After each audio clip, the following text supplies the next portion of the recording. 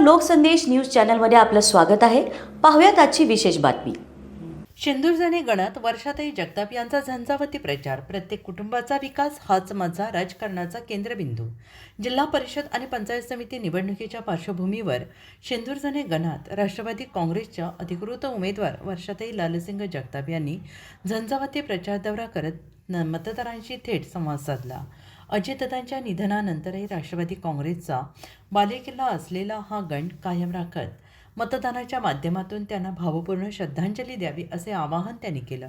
प्रचारादरम्यान बोलताना वर्षाताई जगताप यांनी म्हटलं आहे की शेंदूरजणे गणातील प्रत्येक कुटुंबाचा सर्वांगीण विकास हाच त्यांच्या राजकारणाचा केंद्रबिंदू आहे। गणातील रस्ते, पाणीपुरवठा, आरोग्य, शिक्षण या मूलभूत सुविधांसह महिलांच्या आर्थिक सक्षमीकरणावर विशेष भर देण्यात येणार आहे। महिलांना मोफत व्यवसाय प्रशिक्षण देऊन त्यांना स्वावलंबी करण्याचा आपला संकल्प असल्याचं त्यांनी व्यक्त केलं आहे। महिला सक्षम झाल्या तर कुटुंब आणि समाज सक्षम होतो असंही त्या म्हणाल्या।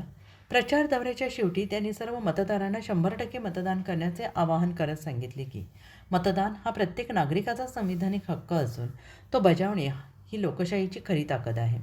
सातारा वाई प्रतिनिधी प्रवीण नवघरे यांचा रिपोर्ट। दादा पवारांचं विमानापघातात निधन झाले, काय भावना आहे? खरं तर दादांसारखा कामाचा माणूस पुन्हा होणे नाही आणि पश्चिम महाराष्ट्रासाठी ही खूप मोठी हानी आहे। आणि राष्ट्रवादीचा जो बालेकिल्ला होता हा अजितदादा पवारांनंतर हा आपण राष्ट्रवादीच्या लोकांनी पुन्हा उभारण्याची खूप गरज आहे आणि हीच त्यांना खरी श्रद्धांजली असेल।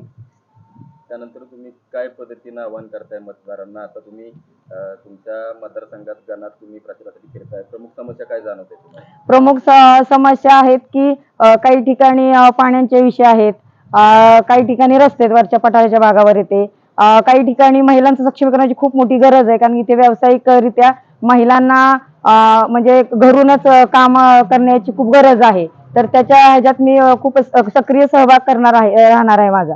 वास्तविक बघायला गेलं तर महानगरपालिका, नगरपालिकांच्या निवडणुका झाल्या, त्या निवडणुका सुद्धा युवकांनी हातात घेतल्या होत्या। सध्याच्या परिस्थितीला जिल्हा परिषद आणि पंचायत समितीच्या निवडणुका सुद्धा युवकांनी, तरुणांनी हातात घेतलेल्या आहेत।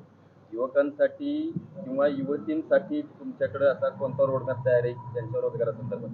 आपण स्किल डेव्हलपमेंटच्या अंडर काम करत आहोत। तरी सातारामध्ये आपण NGO तर्फे फ्री शिक्षण आहे, जेणेकरून त्यांचं व्यावसायिकरित्या ते म्हणजे 12वी असेल तरी 1-2 वर्षाचं प्रशिक्षण घेऊन ते त्यांचा व्यावसायिक आणि उदरनिर्वाह करू शकतात। शेवटचा प्रश्न, प्रचारादरम्यान मतदारांना कोणतं आवाहन कराल? मतदारांना आव्हान हेच असेल की 100% मतदान करा, हा आपला संविधानिक हक्क आहे की जेणेकरून की नंतर आपल्याला हक्क राहतो उमेदवाराला बोलायला। कारण की तुम्ही जर मतदानच करणार नसाल तर तुम्ही एक प्रकारे हक्क राहत नाही की विचारायला। त्यामुळे माझं मतदारांना हे आव्हान आहे की सर्वांनी जास्तीत जास्त प्रमाणात घराबाहेर पडून आपला संविधानिक हक्क द्या। 7 तारखेला आणि आपली इलेक्शन 7 तारखेला आहेत। अशाच विशेष घडामोडींसाठी आमच्या YouTube चॅनलला सबस्क्राईब करा, Facebook पेजला लाईक करा आणि Instaला फॉलो करा।